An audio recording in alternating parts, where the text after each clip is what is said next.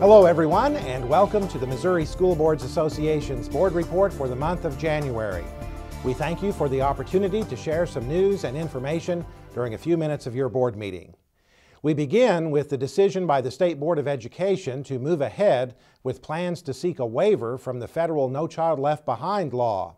The waiver would allow Missouri to exchange federal regulatory, administrative, and reporting requirements for a comprehensive state plan designed to improve educational outcomes for all students.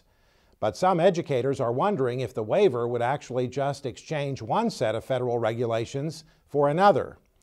After gathering public input for the state's proposal, the Department of Elementary and Secondary Education will ask for formal approval of the waiver from the State Board of Education this month. The state's application is due to the feds on February 21st. Meanwhile, there's little progress in Congress on the long overdue reauthorization of the No Child Left Behind law. After months of debate and discussion, the state now has new accreditation standards for school districts under the Missouri School Improvement Program. The new standards are known as MSIP-5. The State Board of Education approved the new standards in December, but school districts will not be held accountable to the MSIP-5 standards and evaluation criteria for another 2 years. Meanwhile, work continues on the scoring guide that will be used to identify how local school districts are meeting the new standards. Well, the debate continues over the so-called everything tax proposal that would eliminate the state's income tax and replace it with a much higher state sales tax and impose state sales taxes on a much wider range of goods and services than currently is the case. MSBA is on record opposing the idea since it would reduce state revenue and most likely result in dramatic cuts in state funding for education. Former state budget director and current governmental relations consultant Jim Moody says the real goal of the effort is to starve state government.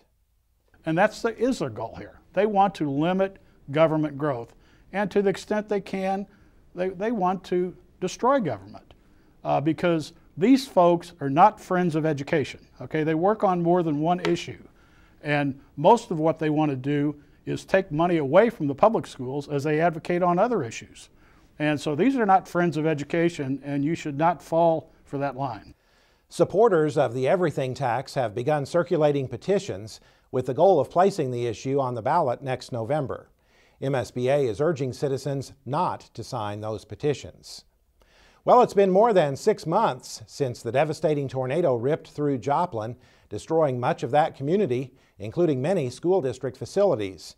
To be sure, many physical and emotional scars remain in the aftermath of the storm, but during a recent visit, we were amazed at the efforts by the school district and the community as they continue their recovery.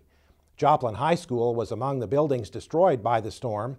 11th and 12th grade students now are attending school in a building next to a local shopping mall.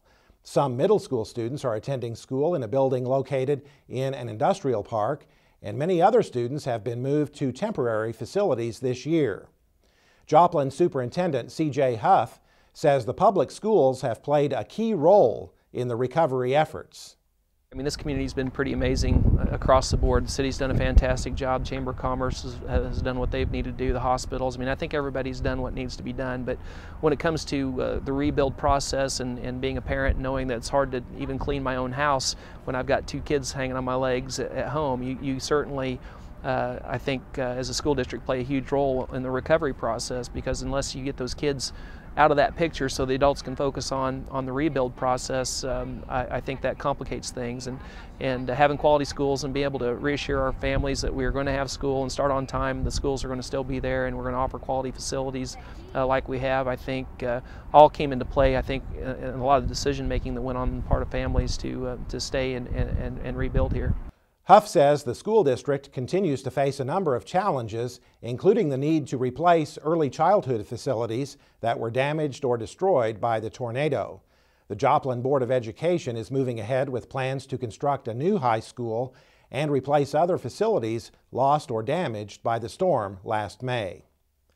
The new session of the Missouri General Assembly is now underway, and MSBA has scheduled a number of days for visits to the Capitol during the session through the School Board Advocacy Network.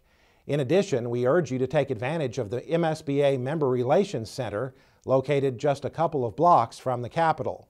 Check the MSBA website for the date of the School Board Advocacy Network visit for your region of the state.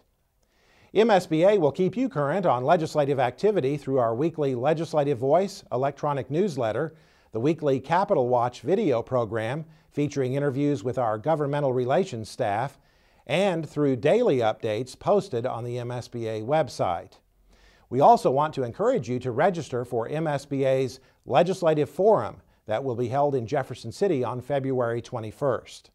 You can register online through the MSBA website. That's it for this month's edition of the MSBA Board Report. Thanks for allowing us to have some time at your board meeting, and so long from Columbia.